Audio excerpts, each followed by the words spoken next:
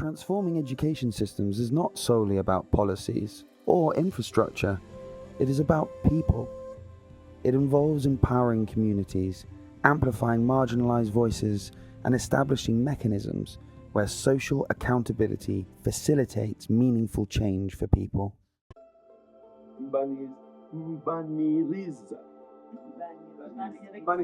Makavipo, bem-vindas, tuabakira, karibu, ihola, amaraba, karibu sana, welcome.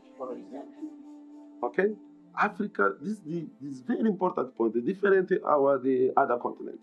Africa respects the diversity. Okay, the first diversity is language. Civil society brings alternatives to the table.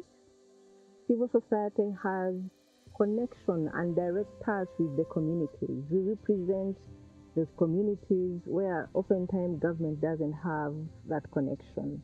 Civil society has evidence that probably government might not have. Whereas government can reach the entire country, we have those unique experiences from a particular village that a government entity might not have because they aggregate their data.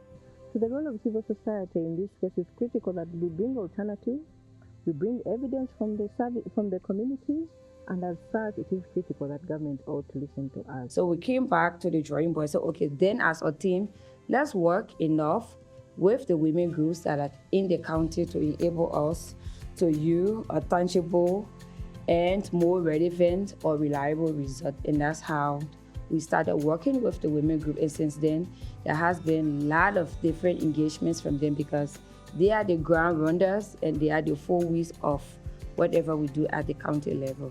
So learning from that, we thought that it would be important for us to bring the national parliament to the doorstep of the citizens. The most favorite thing about this training is the facilitation mechanisms that have been applied. It has been very participatory. It has been done in a way that it makes you not be bored. It makes you to enjoy the learning. The theorists, you are talking about research and all that, right? Yes. Before we do something. Yes. And you have already guessed it, that you are the pragmatists, even you said it.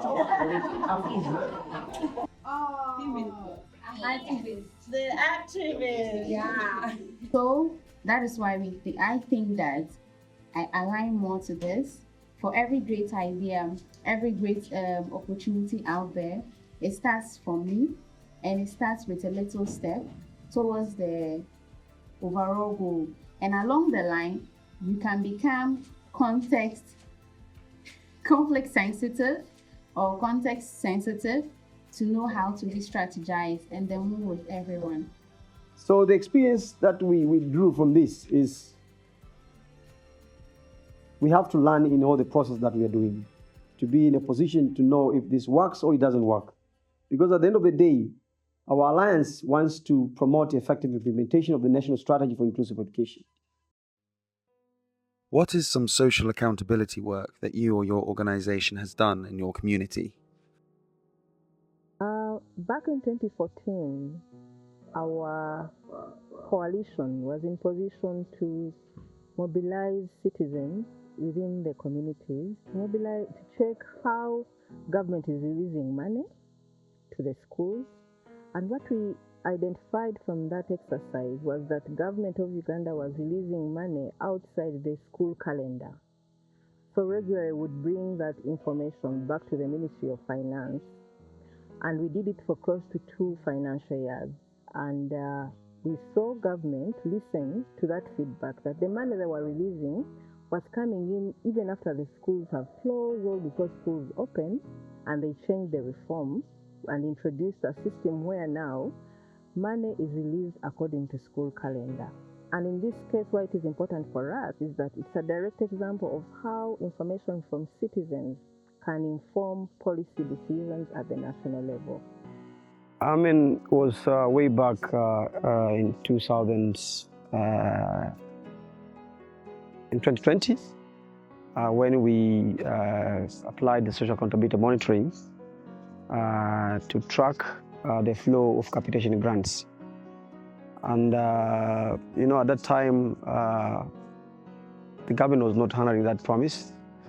But what we did was just to track and see if the money is going to school, because school was struggling with teaching and learning facilities.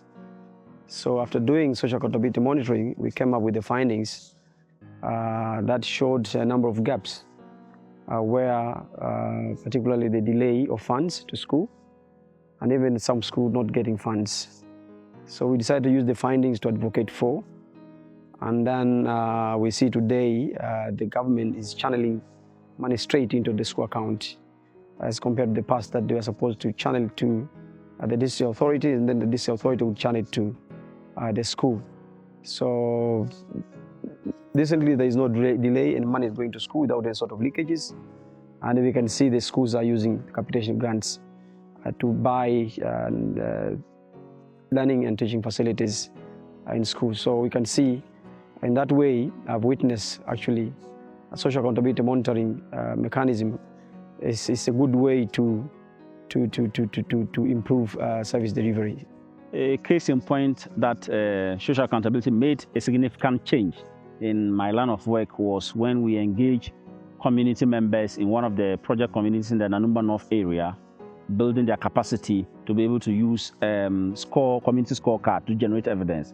Once they did use that process, they generated the evidence that had to do with the lack of dual desks for students to sit in their classrooms. Once they were able to do this, they engaged the local government actors with the findings. They also made sure that it went into the media. The media amplified their voice. Then in no time, the local assembly ensured that they revised their annual budget to increase the allocation to furniture or dual desk provision. The national government also responded immediately by supplying about 200 dual decks to the community. And then the assembly also provided 100 dual decks. And then the community now has enough, at least, dual decks to serve the children within their school. What lessons have you learned from working with marginalized communities or groups? Something that I want people to know about working with marginalized people is the fact that they too have a voice, and they have educational policy also impact the lives of them and their children. And so it is important that they have a say, because they can contribute to how policies are being implemented. They can influence their local groups, local leaders, to ensure that education advocacy is affecting the lives of their children. Estamos a lidar com uma área que, na minha opinião, é fundamental. E carregamos sonhos de pessoas para que isso se torne uma realidade. E isso é um enorme desafio. Comparo esse trabalho desse senhor. Obrigado. How do you involve marginalized groups and communities? So one, you must first of all establish that you know your context. Do the right targeting, okay? Then do the right mobilization. Of course, mobilization goes with the targeting. Ensure that you are building good alliance with the citizens. Ensure that you are building good, you are getting trust and building a very good rapport with the community members. And then in that, you are able to drive or run with them in the process. To engage marginalized communities effectively, it is critical that we create environments that engage them from their areas of comfort, but also allow them, listen to them keenly, and allow them to generate the solutions to the challenges that we have identified. The third step is not involving them in isolation, that all the refugees, all the women, all the youth, let's involve them so that we enhance participation and collaboration. That way, even us who are not marginalized can be in position to appreciate their needs, but also articulate their needs and challenges that they face and solutions. And it is also good to note that at the community level, religious authority, traditional authority, they are all involved in the citizen groups. and they have representation. If there's a queen mother, the queen mother representative or the queen mother herself will be within that particular. So there is that chemistry of representation at that particular level. For our alliance, we thought and then we decided it shouldn't be a confrontational way of approach. It has to be a collaborative. Because for our experience for quite some times, we have seen that the confrontational approach doesn't work. And we are glad that with the funding from GPE and EOL, we've been able to make these marks, and we are beginning to see tangible results about the policy, but we also have challenges. There are challenges everywhere that we see, but we were not, what we are now, that's not where we were, yes, but we're making strides, but there's still a lot to do to ensure that the policy is implemented. Alfreda. Moscha. Fidea.